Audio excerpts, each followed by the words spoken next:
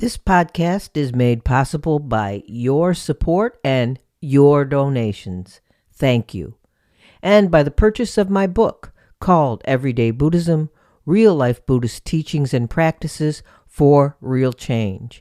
I will post an affiliate link to the book on Amazon in the show notes. And if you've already read it, please take a minute to rate and review. And also consider purchasing it again for a friend or family member as a gift.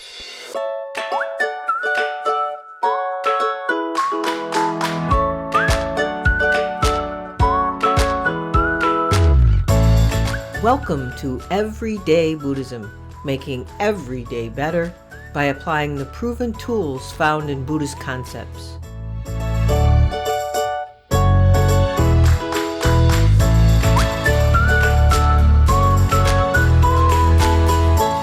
Welcome to episode 108 of Everyday Buddhism, Making Every Day Better. In this episode, I talk with Cindy Rasicot about her new book called This Fresh Existence, Heart Teachings from Bhikkuni Dhammananda. Cindy is an award-winning author of the memoir Finding Venerable Mother, a daughter's spiritual quest to Thailand, which was a finalist in the International Book Awards, the Sarton Awards, and the Chanticleer International Book Awards. Cindy hosted a weekly YouTube series called Casual Buddhism that welcomed people from all walks of life to explore their spiritual practice in conversation with the Venerable Dhammananda. Guests have included Jack Kornfield, Sylvia Boorstein, Joan Halifax, and many others. The conversations showcase Venerable Dhammananda's wise and warm teaching style, and you can check them out on her YouTube channel. Rasicot is a retired psychotherapist. She traveled to Thailand with her family where she met Bhikkuni Dhammananda, an encounter that she says changed her life forever. Cindy received novice temporary ordination twice from Bhikkuni Dhammananda at her all-female monastery. But in this conversation, we talk, of course, about Venerable Dhammananda and her amazing and inspirational life journey from academic to activist to spiritual leader. Before she was ordained, Venerable Dhammananda studied Buddhism at her mother's temple and went on to receive a BA in philosophy, an MA in religion, and a PhD in Buddhism. She taught for 27 years at Thammasat University in Bangkok, Thailand, in the Department of Philosophy and Religion. She is a well-known author of many books on contemporary issues in Asian Buddhism. Many were published under her birth name, Dr. Kabul Singh. Venerable Dhammananda married and has 3 sons, and 6 grandchildren. And she was recognized as one of the BBC's 100 Women of 2019. So in this conversation, we talk about her. We talk about her dynamic social engagement at activism for female equality within Buddhism and across the world. She's an advocate of serious reform for monastic and lay Buddhists, including, of course, the reestablishment of the Bhikkhuni order. She also speaks out, urging all genders and classes to be advocates of equality for women. As the Venerable says, quote, "I always say that the Buddha was the first feminist. He was the first one in world religions to acknowledge that men and women are equal spiritually. No one has the right to stop what was given to us. That is my strength," unquote. And importantly for Cindy's current book, This Fresh Existence, we talk about some of the direct teachings found in 10 chapters of the book. The teachings include meditation, forgiveness, loneliness, grasping, uncertainty, and aging, among many others. This was both an easy and deep conversation with my returning guest, Cindy Rasicot, that I hope you enjoy as much as I did. The conversation starts now. Hello, Cindy. It's so wonderful to have you on the podcast again. Hello. And I was struck. I want you to know that this is my 108th episode of the Yes. podcast. Oh, how auspicious. That's what I was going to say. Is that not the most auspicious thing you ever heard? So, congratulations for nabbing that slot and you didn't even know it. I did not. I think Venerable Dhammananda is smiling even as we speak. Yeah, I couldn't believe. And I'll explain a little to people who might not know. 108 is a very important, symbolic, spiritual number, actually in Hinduism as well as Buddhism. But in Buddhism and they, like anything, Hinduism has different meanings for the 108. In Buddhism, the 108 represents the 108 obscurations, passions, temptations, imperfections that we try to overcome in our little human beingness. And it's also the number of beads in a full mala is 108. And because it's that represents, when you rub the beads, it represents remembering that you have to overcome those passions. And it's also this is the number of, supposedly the number of top knots in Siddhartha's hair in the traditional poses of him sitting in meditation. So I awesome. did not know that. And Thank you it's for sharing that. and it's also Cindy's second appearance on Everyday Buddhism. Okay. And you can't beat that. So other than this auspiciousness of the 108, oh, also, and I'm a big baseball fan, and it's the number of stitches in a baseball. Oh, Do you believe that? that I had no idea. I Yeah. didn't either. My teacher, Reverend Koyo Kabose, who's passed, because he knew I was a big baseball fan, because he was too, sent me a mala made out of baseball stitches that a that a student gave to his father, Reverend Gilmay. Mm, So that's mm. something I treasure. And on the opening day, I always wear the baseball season mala. So who who needs to know this? I don't know. But so congratulations, number one, first on your new book. Okay. Thank you. Your new book. I'm holding it up. I don't even know why, because nobody can see it. This Fresh Existence, Heart Teachings from Bhikkuni, oh, I can never say that. It can be Bhikkuni. Bhikkhuni in English or Bhikkhuni in Thai. Yeah, Bhikkhuni is how I say it, but I know Thai Yeah. is Bhikkhuni. Dhammananda. And Cindy was on with her, appearing on the podcast with her about her first book about Dhammananda. But I want to say there's something special about the way you write about Venerable Dhammananda. Your love, your respect, your devotion is palpable. Mm, The emotion comes through and it touches me.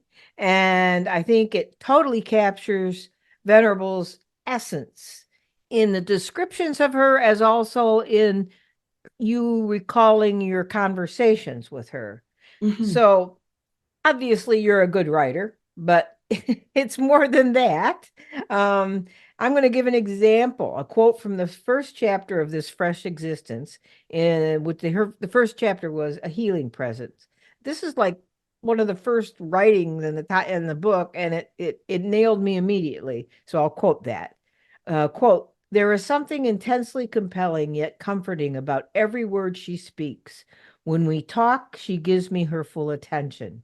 Such is the power of her awareness. She is completely anchored in the here and now. There is no Cindy.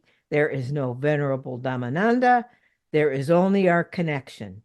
As she put it, not being Cindy, not being will, just be. When we experience being, we are one. Venerable Dhammananda says to be anchored in the present is a mental exercise. She makes this look deceptively easy, but the truth is, it takes years of mental training and meditation to be fully present. I felt that, and I shared that with you when I happened to have a talk with her on your YouTube channel, Casual Conversation. It was memorable for me. I felt totally embraced in her presence, and it was on a Zoom call. So Right. I will still hold on to her exact words and bit of wisdom, and as well as the feeling I had. But that's what you feel too, and that's what you express somehow in your words in writing. Can you talk more about this present, Cindy?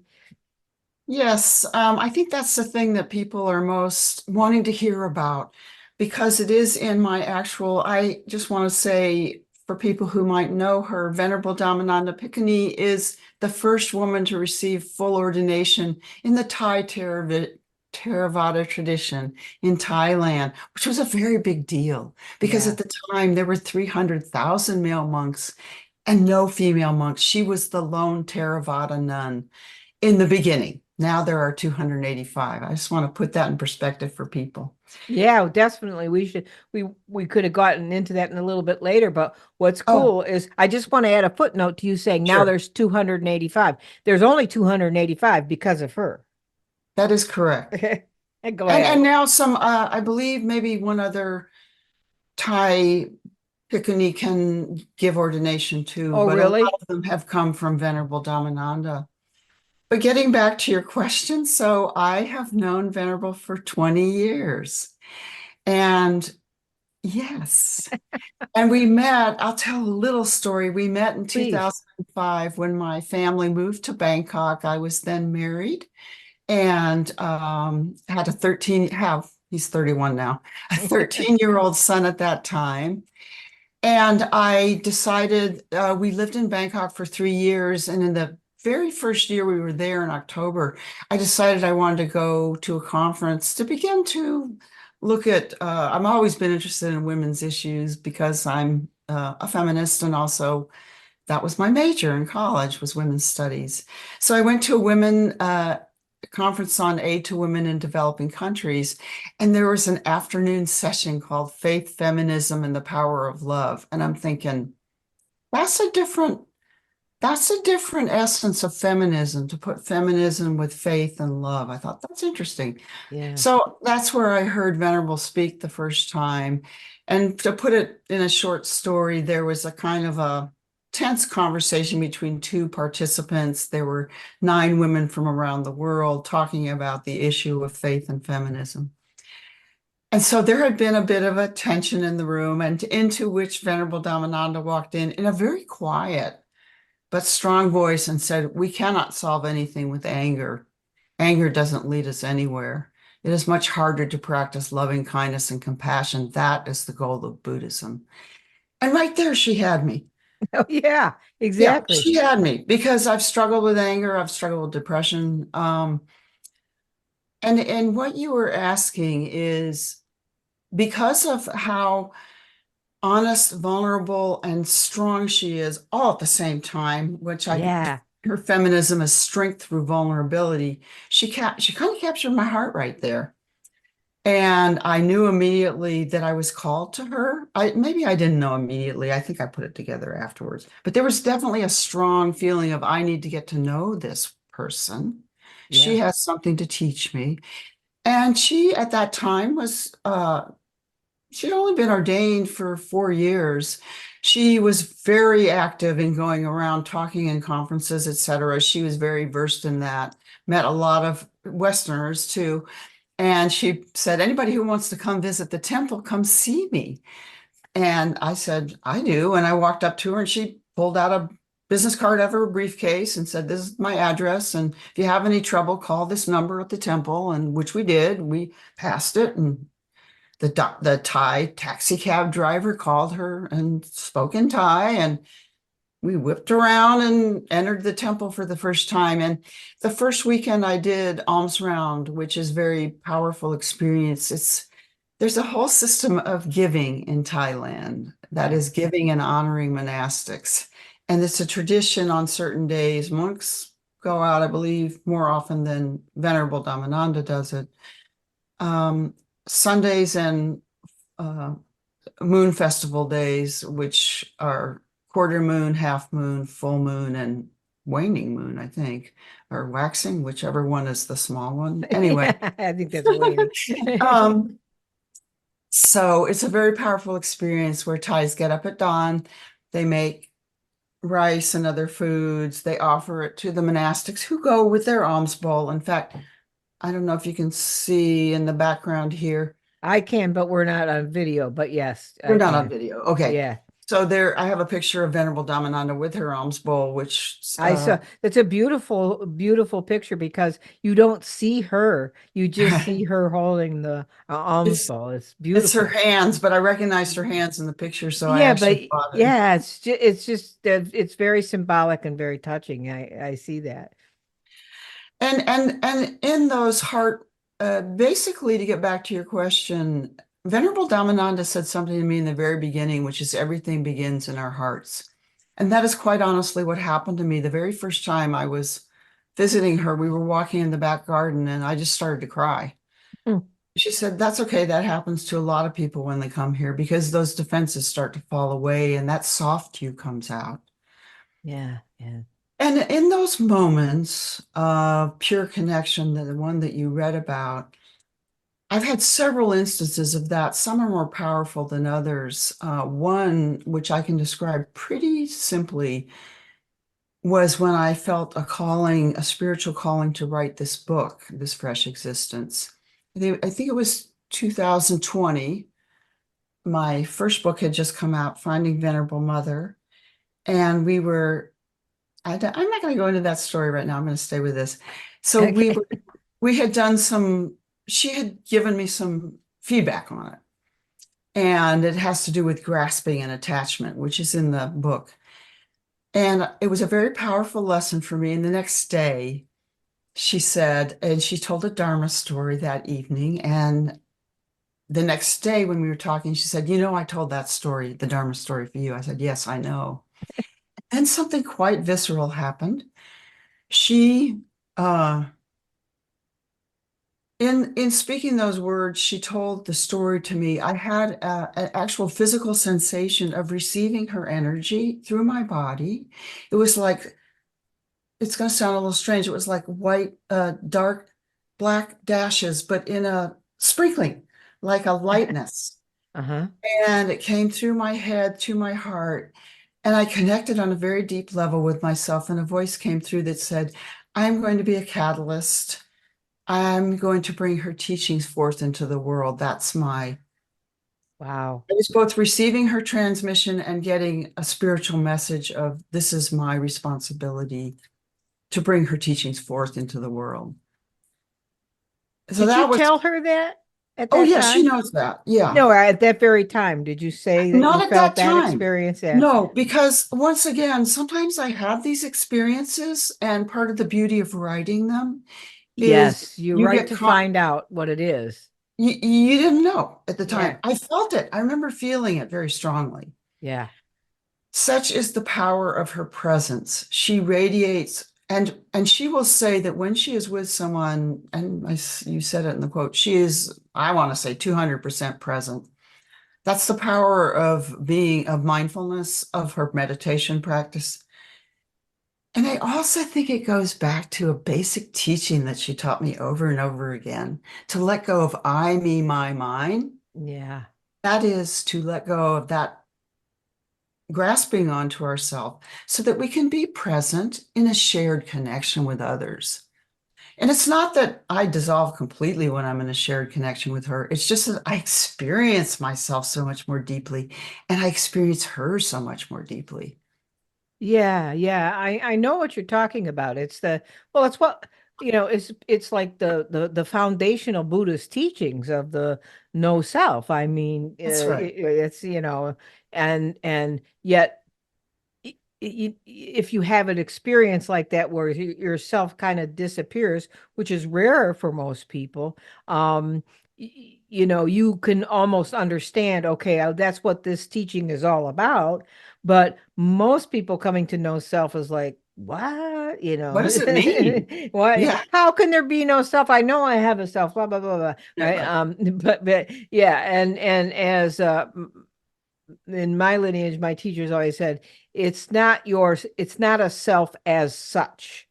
Um, Mhm. Mhm. Meaning it's not in the way you think of it, Mhm. and as soon as you let go, and that's the grasping aspect, as soon as you Yes. let go of the self you as such, you can feel the big self or whatever that is that joins Venerable and everyone else and you and me and everybody, right? It It's connects us all. Yeah, it Yes. does. It does. And yeah, that was beautifully said, and I loved your stories. Now, let's talk a little bit about the structure of your book because I really love the structure of your book. You Thank you. divided the structure of your book in three parts.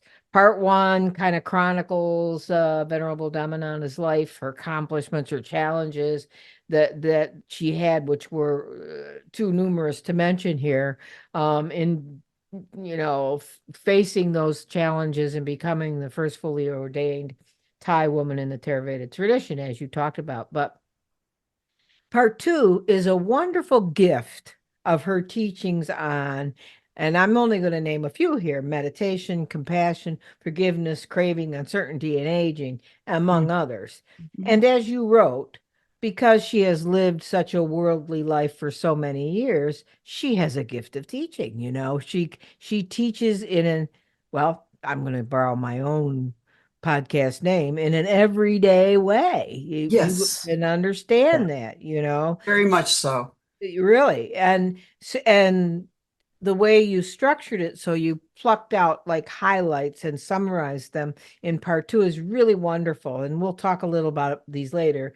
But then Yeah. in part three, you reflect on the significance of ordination for women, which I think is a very strong way to end this book, very important, and your personal experience of your own temporary novice ordination, and then a wonderful reflection that Venerable Dhammananda shared on her 20 years, celebrating her 20 years of ordination.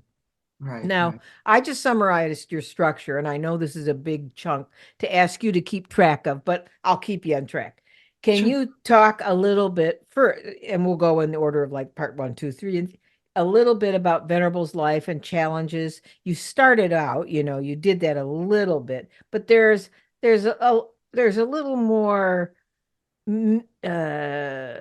drama to the story that what you mentioned, as a trailblazing woman in Buddhism.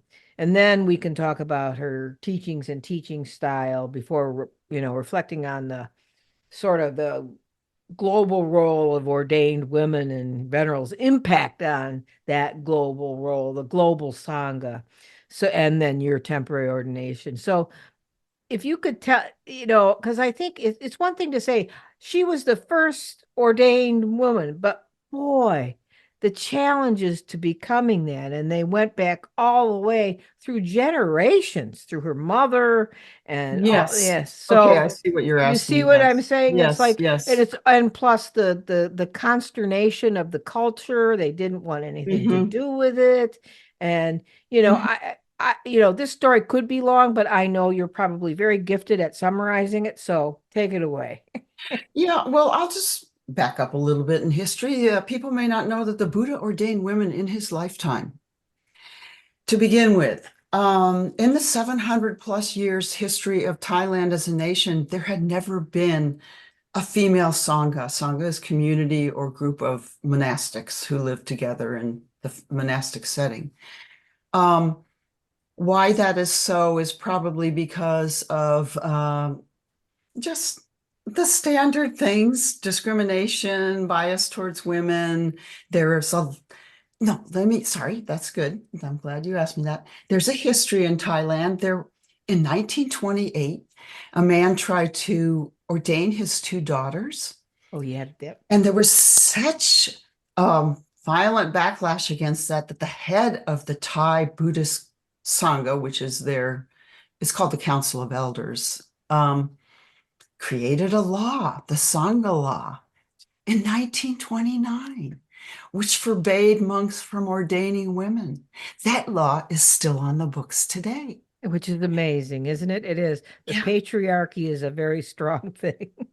Now, so people may be confused. Then they say, well, how did Venerable Dhammananda get ordained? Well, she went to Sri Lanka where the lineage had started up it was revived in 1998. I'm not going to go into the details of how it was revived, but Sri Lanka has a very strong community of female monastics.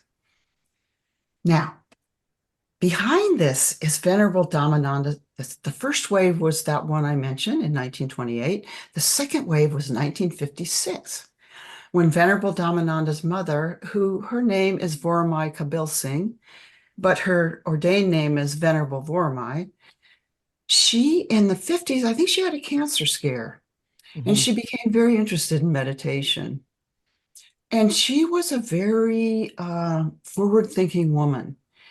She did jujitsu. She was a journalist. She was a teacher. This is 1940s, mind you. It's amazing. Yes. She joined the Boy Scouts in Thailand in 1932 and rode 29 days on her bicycle with them from Bangkok to Singapore. Who does that? I Okay, know. so that gives you a little idea of who Venerable Vormai is.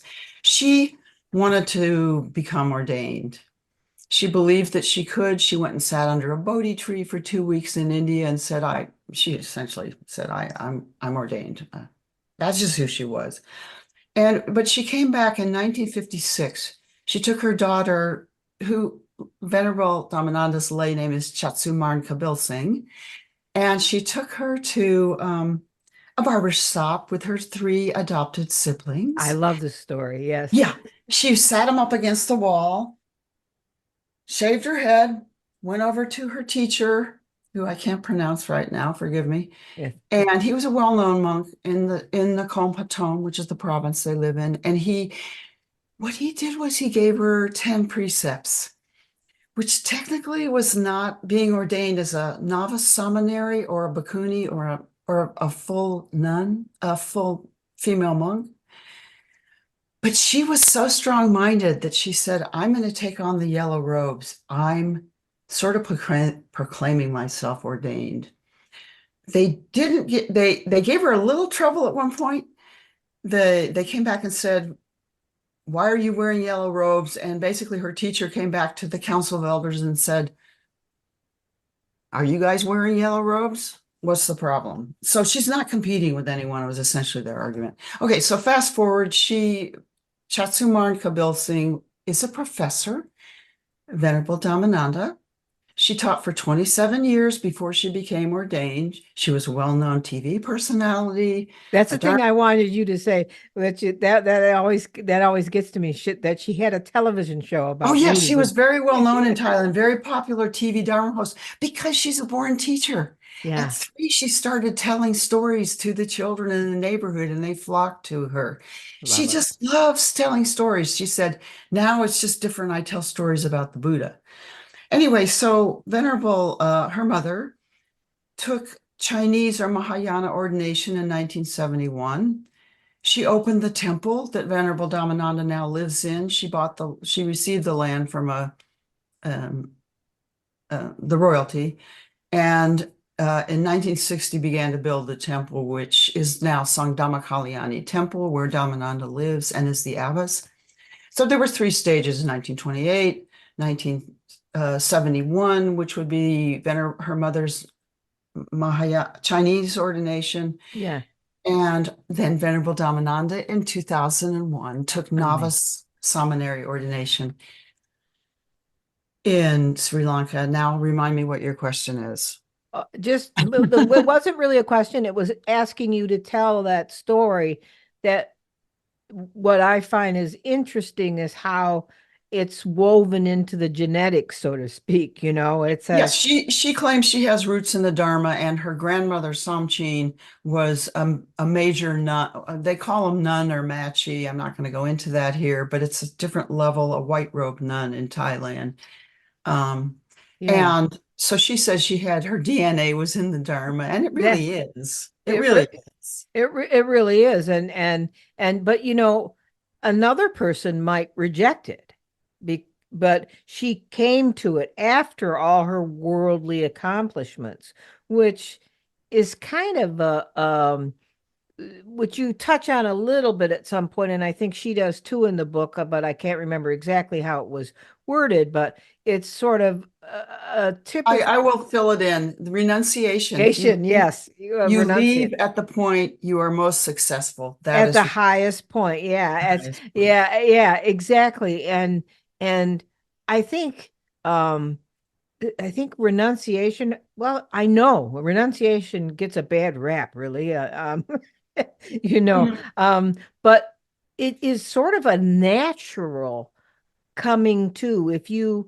If Buddhism is sort of floating around in your life and the Dharma is sort of floating around in your life, and you kind of believe it, you do believe it, you read the stories, you do some practices, but you're still kind of torn by the world, right? You're still doing the worldly thing. That's sort of there in the background. And I think it has to do with age too, that's about the Mhm. stages of, the crone age, which I certainly have reached. But you go through those steps, and then you can fully see that the you might know that it's a life of impermanence, and you are of the substance to grow, be sick, grow old, and die.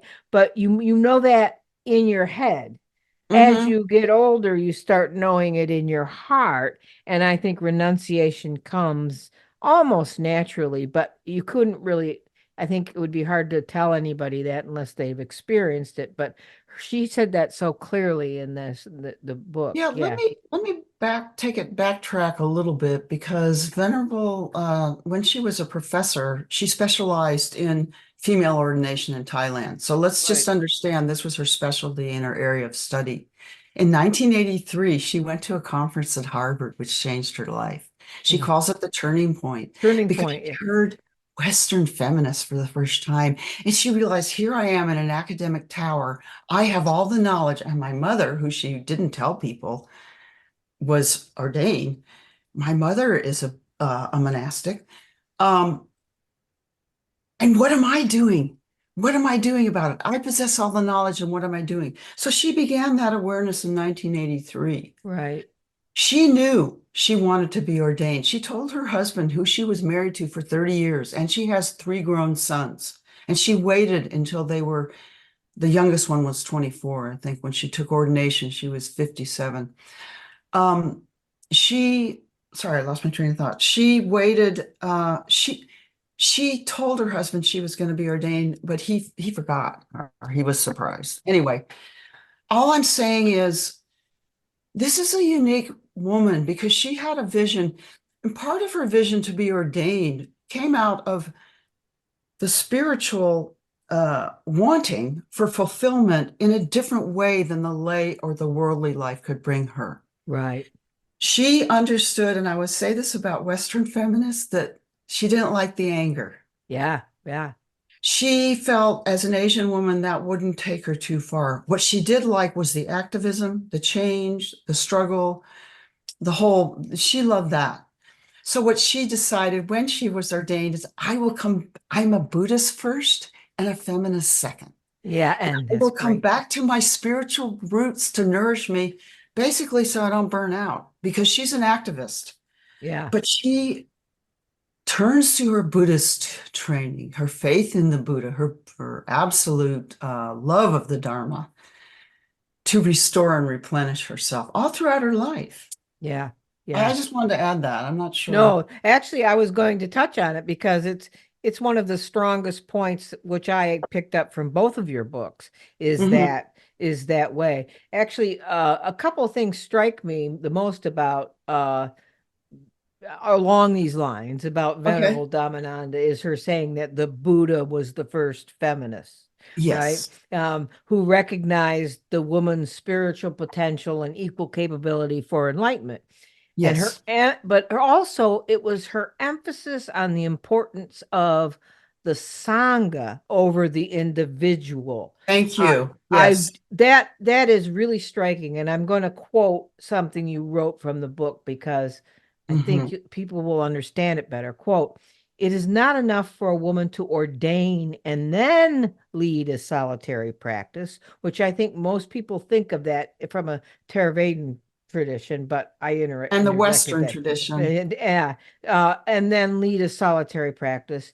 Um, she has said that an individual bhikkhuni, regardless of how admirable her practice is, will eventually pass away. A Mhm. thriving Sangha ensures that Buddhism will survive through the ages, unquote.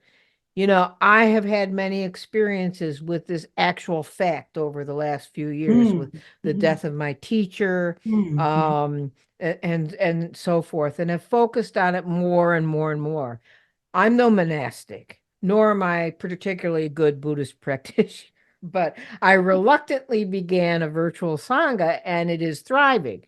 And at my age, I keep thinking a lot about this.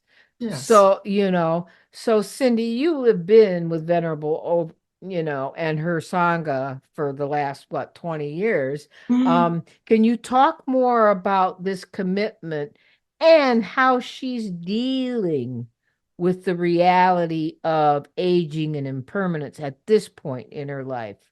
Would you be? Commitment, I'm sorry, do you mean the monastic commitment or? Yeah, the monastic commitment, her commitment, how things shift and change as you age. I don't, and she knows it's happening, but is she more committed to certain parts of Yes. developing the Sangha, less committed? Do you see what I mean? How is she developing maybe succession Yes. issues? Well, I can speak to her belief in the Sangha really, and you're going to echo this when I say it, is, the Buddha created the fourfold community, lay men, lay women, ordained monks, and ordained women, which are bhikkhuni. Um, and for Venerable, she understood she calls it the metaphor of a chair, that the fourth leg of the chair was Chair. missing Yeah. in Thailand, and that has been her mission, essentially, if you could call it a mission, but also to practice Buddhism and spread the teachings of the Buddha. Um, I think she's quieter now. Hmm. She's going to be 80. She's 70. Yeah, she'll be 80 this year, October 6th. I will see her in July. Wow. Um, there is a plan of succession in place. I'm not quite sure what it is. Right. Um, I know that she herself, I wanted to see, I think I wrote about it in the book. I think you did too. And I like something's, Hang on if I can find it real quick. I think she said, well, I don't want to take up time here. yeah. Basically, that I think her attitude is one that changed. She realizes that it takes longer to change. Yeah. You know what I'm going to do? I'm going to read the afterword just because Yes, it's please. so Because beautiful. actually I was going Or to maybe quote you it. would like to read it. I was going to quote it at the end, but if you want to do that now, yeah, yes, go ahead because I first of all I love the crack in the wall, but also I love the afterward. I actually have a Dharma note about love this. So Yeah, maybe, maybe yeah, I'll go ahead and read it. It's all yeah, right, I think, right now. yes, In the please. 20 years this is the very last page of the book, actually. It In the is. 20 years I've been ordained, I've grown to appreciate that change cannot happen overnight. It took years for the destructive social attitudes barring women from certain activities to form, and it will take time to deconstruct them. If you study religion, you will discover that previously there was a matriarchal society in which the mother goddess was revered for her role in taking care of the earth and the environment. Our society, this is, yeah, sorry, I hope people don't mind this. Our society may have been in the hands of men for too long. It is our responsibility to clean up the spiritual mess left behind. A society in which women have been suppressed for so long is not easily changed. As Buddhists, it is our responsibility to fight against injustice. We must remove this wall of illusion, this wall of patriarchy, hierarchy, and inequity to see the truth of the Buddha's teachings. Whether the oppression is political, social, religious, whatever, we have to think hard about it together, not separately. The extent to which we can think collectively and commit together is the extent to which we can bring about social change. So you were speaking about Sangha. Yeah, does It's it it's in it's always her focus together as a togetherness. community of monastics, as a community of lay people. Yeah. Maybe you have something you want to add to that. No, I think that it's a different structure from a Theravada type situation in a monastic sangha, because the monastic sangha, they consider sangha as the monastic sangha, even though she talks about the fourfold and the lay people. In Mahayana Buddhism, it's a little structured quite a bit differently. I see. You Okay. know, when we refer to Sangha, generally, we do not think monastics, because when you look around this country, even though there are probably Mahayana Dharma centers and temples all over the place, there Sure. are very few monastics. Very, Yes. very few monastics. There used to be a few more when there was, the Tibetan diaspora. They came, and the Hmm. Zen monks came, and Tibetan lamas came, um, and they established these centers and things. But maybe they ordained some monks, but there are very few, very few. So most of the monastic sort of teaching centers, Buddhist centers, Dharma centers around don't have a monastic anywhere in the vicinity, not even as a Right. leader. So we consider typically a Sangha as all of us practicing together. But it's very important that Venerable believes in the community, whether you label it Sangha or not. Yes, exactly. The community of nuns, monastics, lay people, That's that the is the fourfold. basis.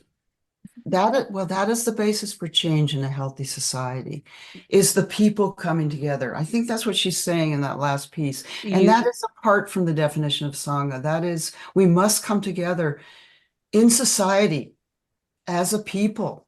exactly. I If just need to clarify that. No, Yeah, and that's absolutely true. And if you want social change, and if you want it in a constructive and a sustainable way, you need to do things together. You can't blaze a path right, and expect right. it to happen.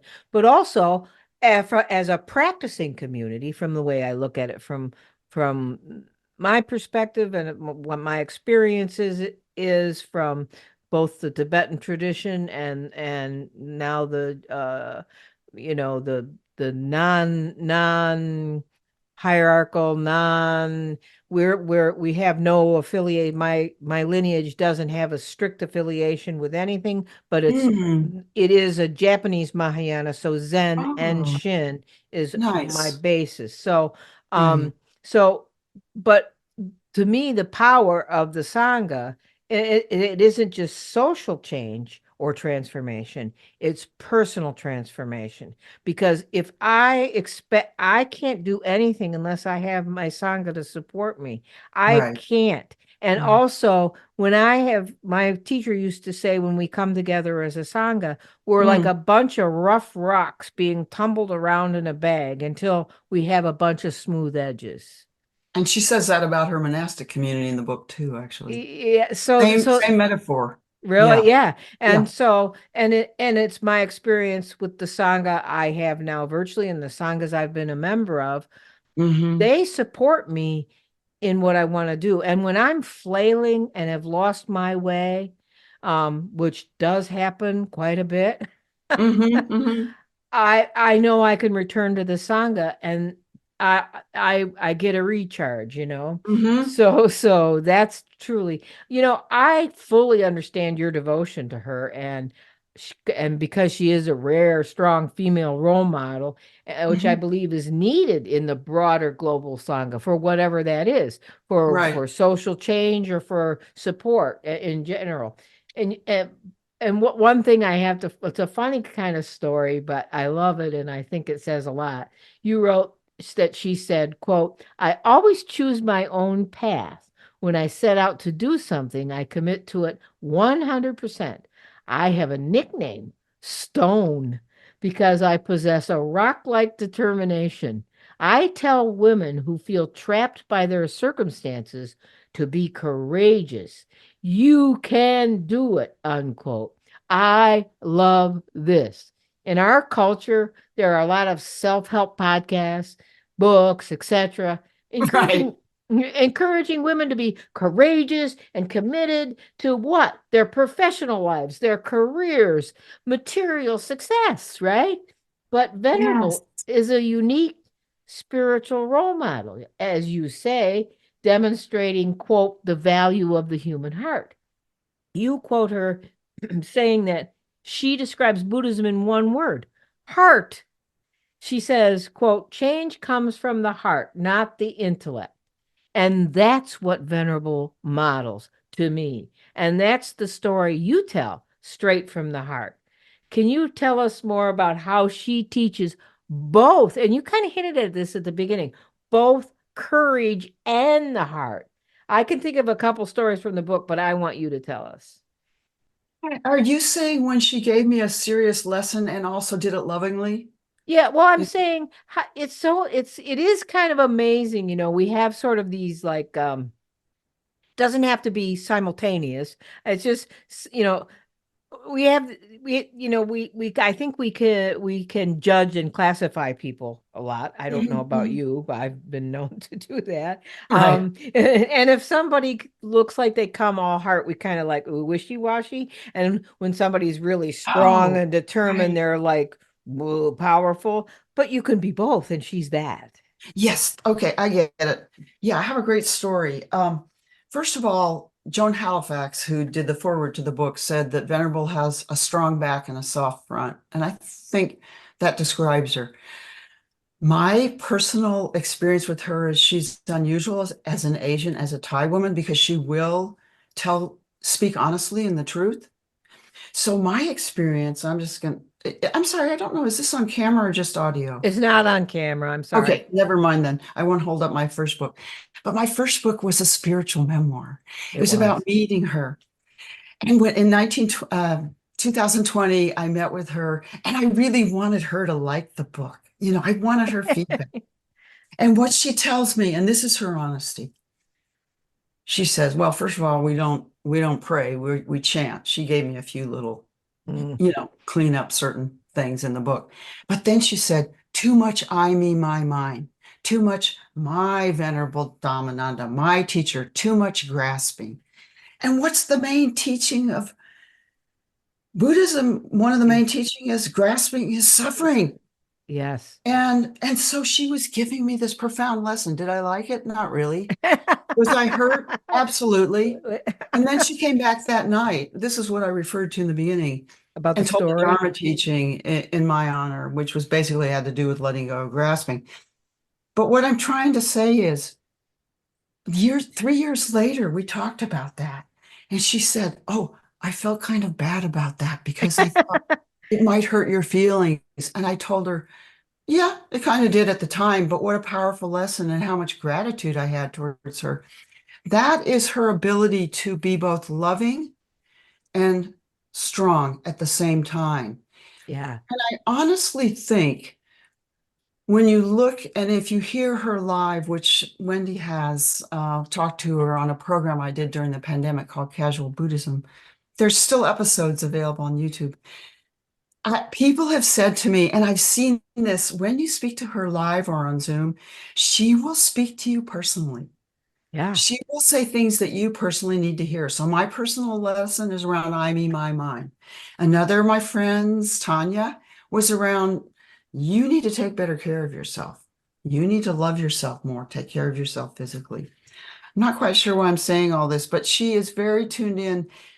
She will not hint around. She will tell you the truth in a Yeah. very compassionate way. Yeah. I shared this with Cindy at the beginning before we were recording, but I'll say it now since it's so connected to what you were saying. In that in that experience that I had in talking with her, which was quite, I consider it a blessing, and it's something memorable thing I'll always carry with me. But I had asked her a question, and it's a long story. We don't need to tell it, but I was sort of complaining about Buddhists who come to Buddhism through um, mindfulness only, and that's what they think it is, and they're so very secular, and they don't want to look any deeper into maybe the major teachings of the Buddha, and they only want what's going to be good for them productively or make them happy. And I don't know, I was just being my judgmental little self, and boy, did I get slapped up the head by her in the sweetest, most compassionate way.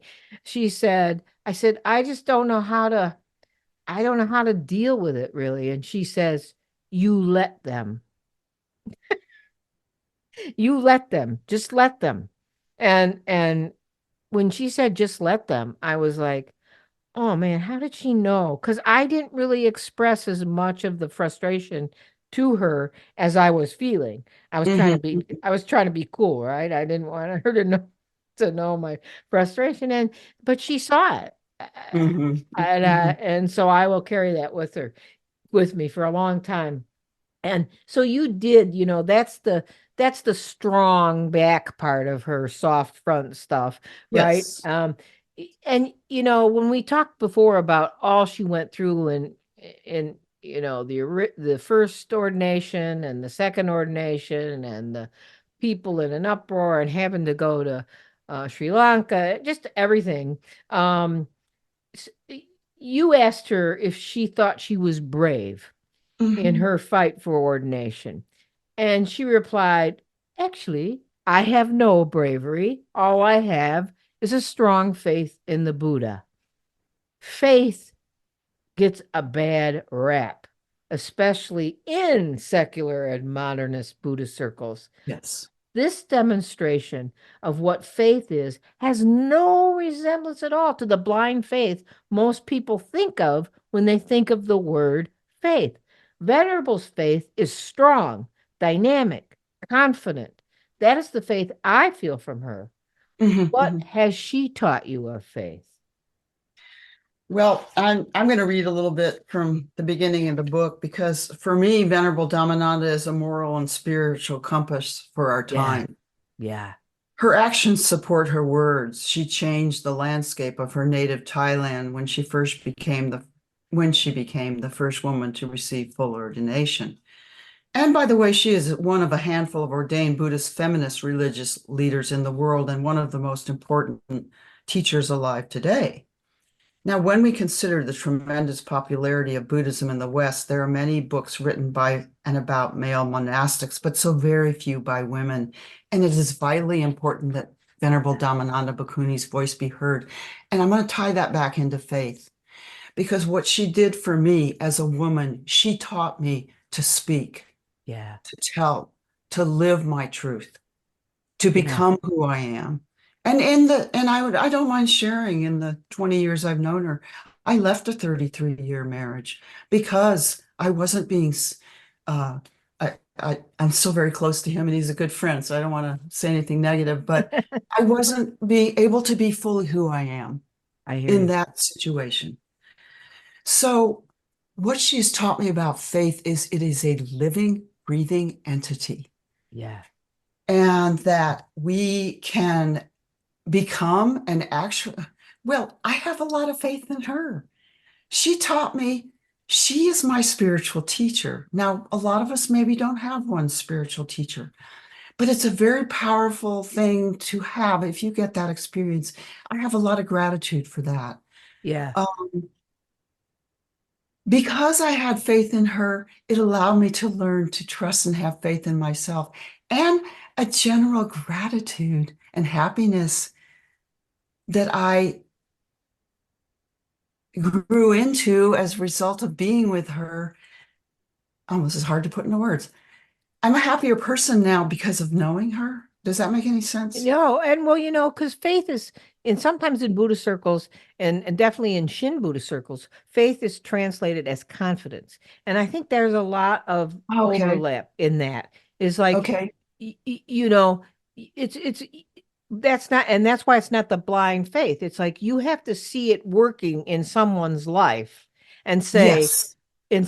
"Ooh, what is that? I want that." How do and if you are, that's what a spiritual teacher is if you're around them and you see what they have and what they don't like. It's like, although you had that mind meld kind of experience, Tippy, it's a rubbing off. The energy Yeah. rubs off, and then you do feel that confidence, and I think that's what the Buddha taught, and that's what Buddhist teachers should be teaching, is that confidence. It should be, Mhm. even the Buddha said, when I'm gone, there will only be this my words and the sangha. So Mhm. Mhm. you have to get those things from other people, and that's where the faith and confidence comes in. And she does talk about that. I want another part of your book that I wanted to quote is Okay. and I think you quoted a bit of this before.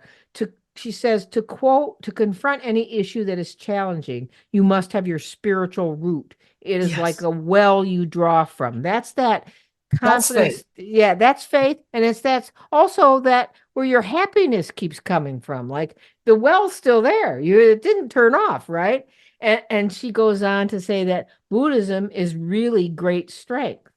and Mhm. and then she talks about the story you talked about. She used to get upset in her fight for women's rights, and the key point was, she said, I you know you talked about how she didn't like how Western feminists had so much anger, but she also admitted that getting upset in her Oh, fight for absolutely. women's rights. Absolutely. And then she said, oh, quote, I realize I have more compassion for people who confront me. Now I understand their ignorance. Now, as a feminist, I am not fighting against individuals. I am fighting against ignorance. Do you see? Unquote. Thank you And for reading that. Thank you. Yes. this reminds me so much of Shanti Deva. I don't know if you know the works of Shanti Deva, The Way of the Bodhisattva. It's a Tibetan Mm-hmm. classic. Hmm. Um, and we're studying it, my Sangha, right now. And in verse 6.41 from The Way of the Bodhisattva, now you tell me if that's not what she just said. Quote, although indeed it is the stick that hurts me, I am angry at the one who wields it striking me.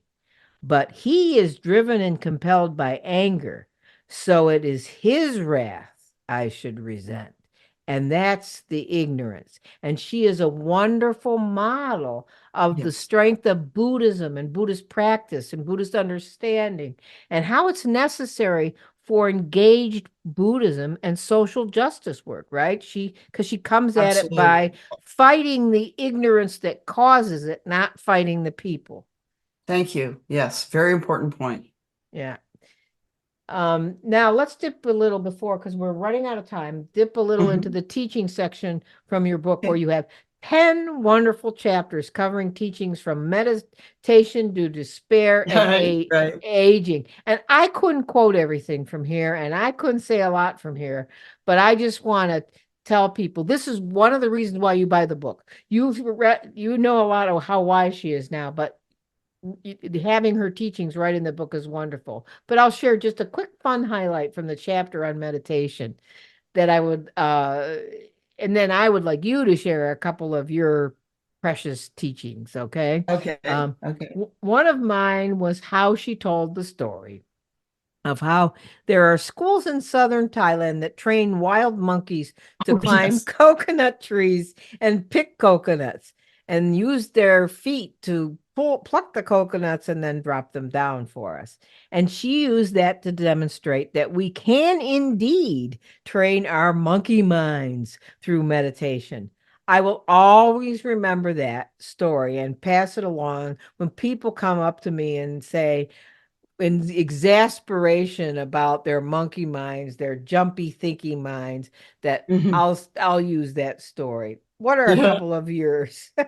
Well, thank you for mentioning the second part of the book. It's called Heart to Heart Wisdom, and it's the hands-on portion of the book. And the feedback I'm getting from people, to be quite honest, is it's their favorite part of the book because there's actual learning. And I have a friend who, on the chapter on forgiveness, she was able to go to someone in her family who she wasn't taught, they weren't talking, essentially, wrote her a beautiful, candid letter reaching out to her. And now and she goes back to the book on the chapter on I love it. forgiveness. So maybe I'll just read a little of that. Is Sure, that you all can right? read. Yeah, Okay. yeah. There's so many. I was like overwhelmed. There's so many nuggets in there that. Yeah, I'm just going to say a little bit from this. I'm not going to go on too long. The chapters are, there's an actual lesson in a box that's practicing forgiveness in Venerable Dhammananda's words. Opening our hearts to love others unconditionally is what leads us on the path to forgiveness. A mother's love is a good example of unconditional love. A mother can forgive her children no matter what they have done. Now, other people may judge her children for their mistakes, but a mother's love remains constant. The real question is, can you really love your enemies the way you love your children? That is the true meaning of loving kindness.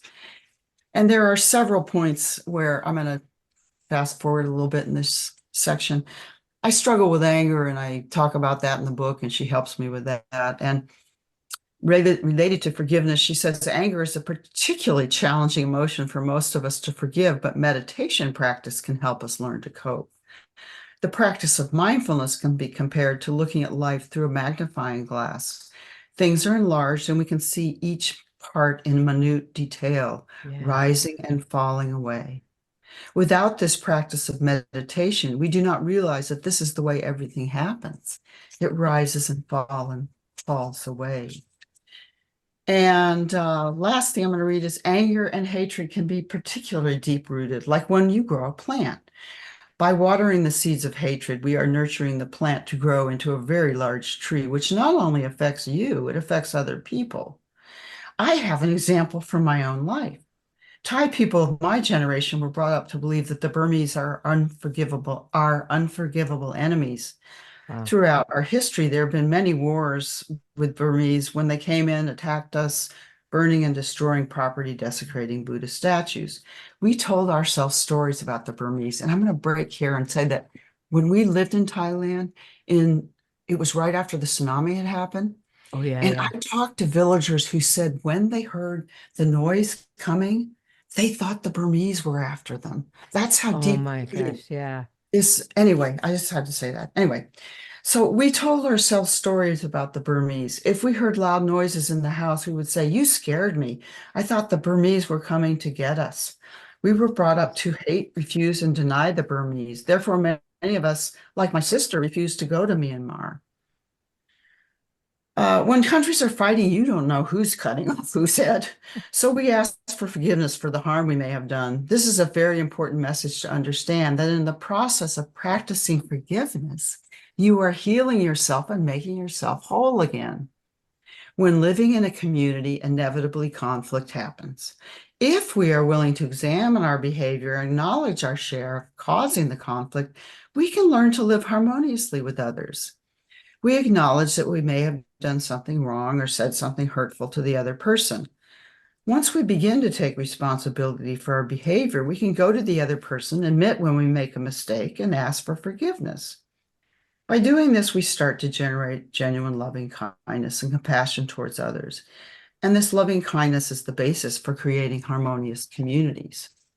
So, in the 20 years I've known Venerable, she's taught me everything I know and learned, and I've been able to forgive some rather difficult traumatic situations from my own childhood through understanding this practice. She's taught me everything I know about practicing compassion, loving kindness, and forgiveness.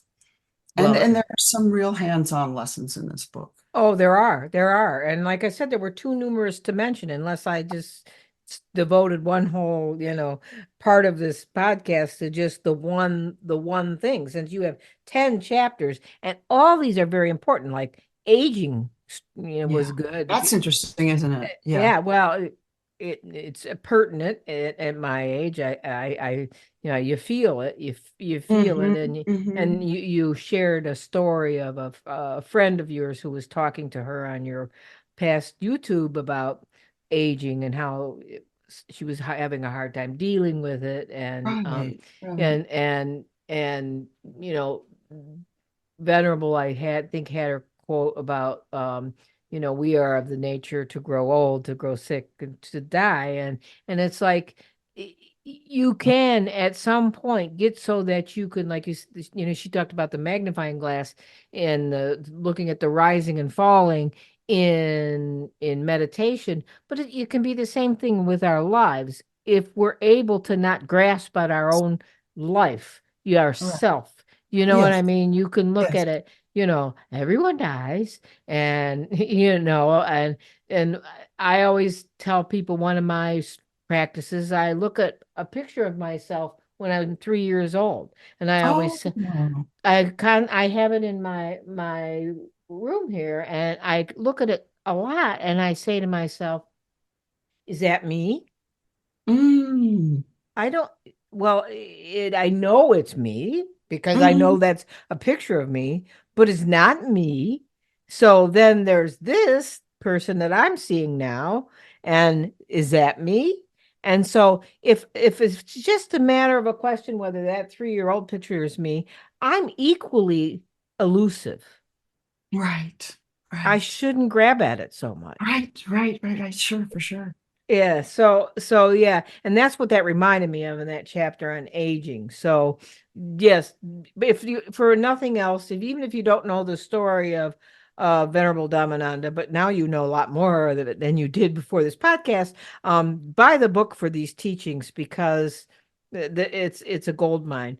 Um, in part three, it's the overview of her ordination and you. Hmm. Um, and there's a quote at the very beginning of that chapter that really struck me. Tears. Quote, when you wear the robes, you bear the responsibility of people's faith. You Hmm. carry their burdens, Hmm. hopes, and dreams in your hands. This spoke directly to me, and I have recently been feeling a deeper responsibility to the Sangha I lead as a lay minister. Hmm. And I shared with you we're having our first refuge or lay ordination ceremony on June 1st. And I feel a bit like a mother watching my children walk confidently out into the Buddhist path Absolutely. without me. And it's a little shaky feeling because when I read that, it's like, that I felt I had so much responsibility. Now, I Mm. know you wore the robe in a temporary novice ordination, and I know you had strong feelings about that, actually, on two separate occasions, and they were a little bit different feelings both times. Um, can you Mm. talk about how it felt to you, and do you understand what she says there from your perspective of wearing that robe or trying to wear that robe? Actually, there's a funny story about that, but go Yeah. ahead. Funny. Oh, definitely. I totally identify with what you're saying. And just so people will know, Venerable Dhammananda's name in Thai, it's kind of I don't know, affectionate name is Long May, which is Venerable Mother. Other. And that's what I call her. And that's what a Mm. lot of, and so I just want to offer that to you because that is the light in which you are being seen, I think, Yeah, scary. in your role. Yeah, scary. You're feeling like a little bit like a mother, I but and am. Yeah. you're hurting, you're bringing, anyway. Yeah, I know what you Okay. mean. And that's how it feels. And it's a little shaky. It's a little shaky. Yeah. So what happened to me, the second I received what's called temporary novice ordination twice, one in 2014 with 108 other Thai women, and I was the only English speaking person, Oh, and once in jeez. 2022. And the second time was much more difficult for me because getting back to what you read, I really felt the weight of the responsibility. When I wore the robe, I got quite nervous. I kind of Yeah. panicked. I was in the reception line. We had gone through all of the rituals and I got my robe on right. I was really happy. I made it through a lot of the steps of the ordination process. And right at the end, the line stopped. I thought, oh, I thought we were done. And I was going to breathe a big sigh of relief. Yeah. Well, it turned out the Thais they treat their monastics with reverence. They Yes. offer food, they offer supplies, many different things. But anyway, I ended up being in this long line of Thais who were receiving us. And I suddenly panicked. And I remembered a line that I had practiced with some women that I share an experience with every year. And a spiritual teacher had told us, remember, I am worthy. I had to remember that I had to repeat that to myself. I am worthy. I am worthy. Because when people are bowing to you, Yeah. acknowledging you, it's a phenomenal responsibility. It's a feeling of, do I merit this Yeah, reverence? yeah, And so clearly for me, it was a new experience. Venerable Dhammananda has dealt with it for 20 years, but yeah. she's still, her main teaching to us in the ordination, maintain humility. Right. And that's the story I was hoping you were going to tell, because in the book you tell a story as like It's kind of funny, actually, in the yeah, book. well, it is a funny story and everybody's got to read it, but what caught me was that you said you could see the admiration and the devotion in the eyes of the lay people making your offerings, and that was quite unsettling to you, and I can understand it would be to me too. It's like, Absolutely. like, I don't deserve offerings, just just give them away, Yes. yeah. So, Perfectly said. um, and I was going to end with this, but you already read it. It was about fighting the injustices, and I'll just read the last two sentences. Whether the oppression is political, social, religious, whatever, we have to think hard about it. What we have to do is think hard about it together, not separately.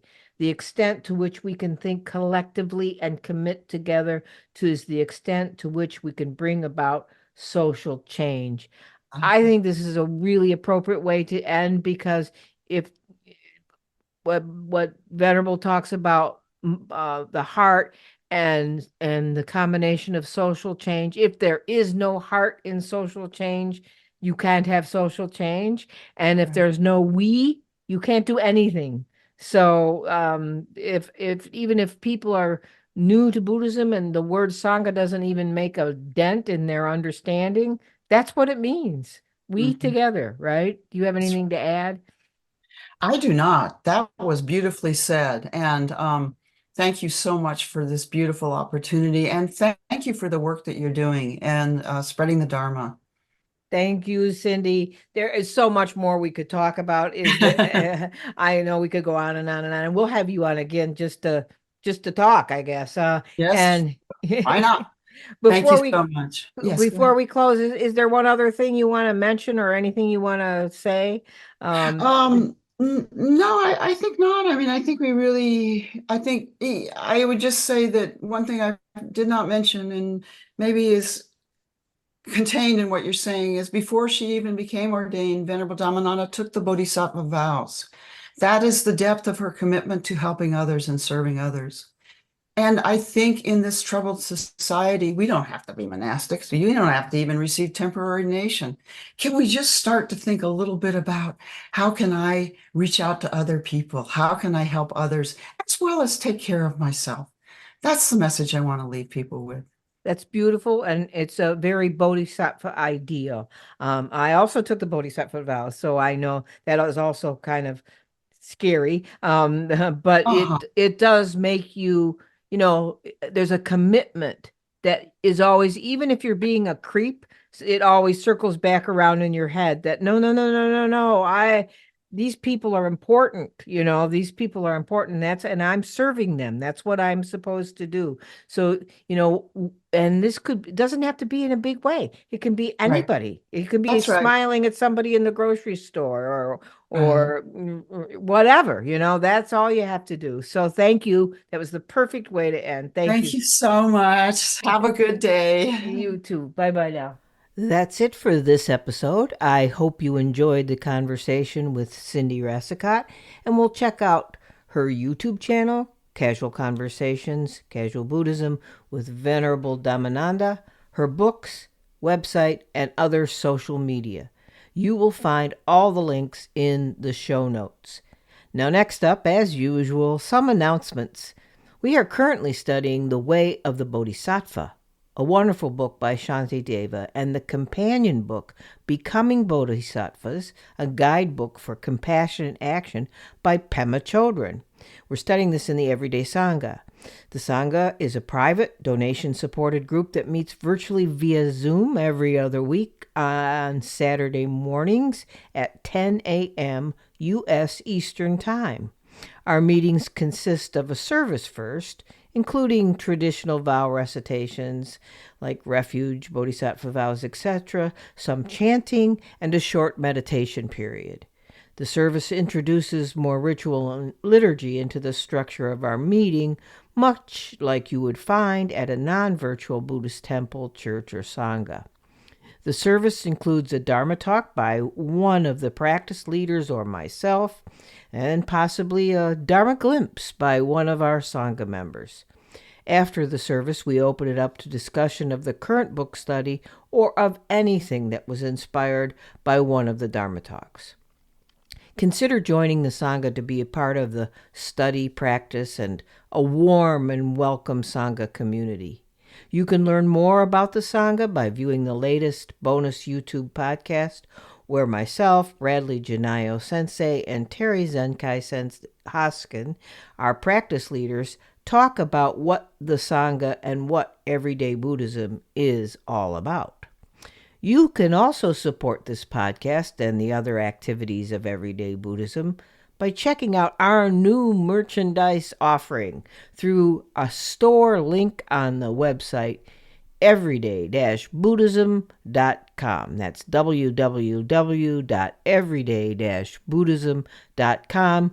Click on the store link to see what Everyday Buddhism merchandise you might like to have sent to you, have made for you specially. While you're there, you can become a community member.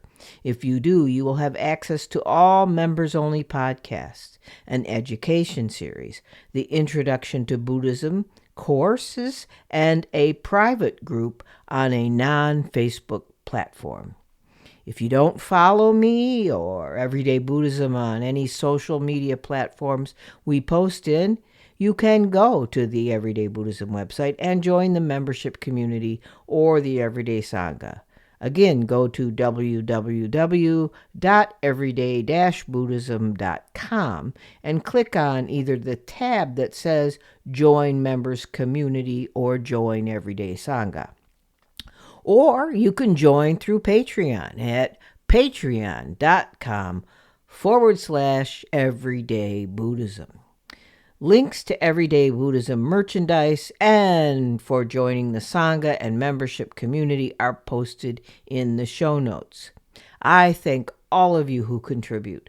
This podcast, the community, the Sangha, all depend on your donations to continue to exist. I do not seek podcast sponsors, and I don't ask for financial commitments through paid podcast memberships. So my work and the costs needed to support what I do is entirely self-funded except for your donations. Please consider a one-time or continuing donation through Patreon or my website's Donate tab. And while you're there, you could buy me a coffee on the coffee cup link on the website. You can find all these links in the show notes. And thanks to all of you who write in with your comments and questions. I read all of your emails and sometimes may pick a question to feature in a bonus podcast. Another way you can help is to rate and review the podcast on your favorite podcast platform.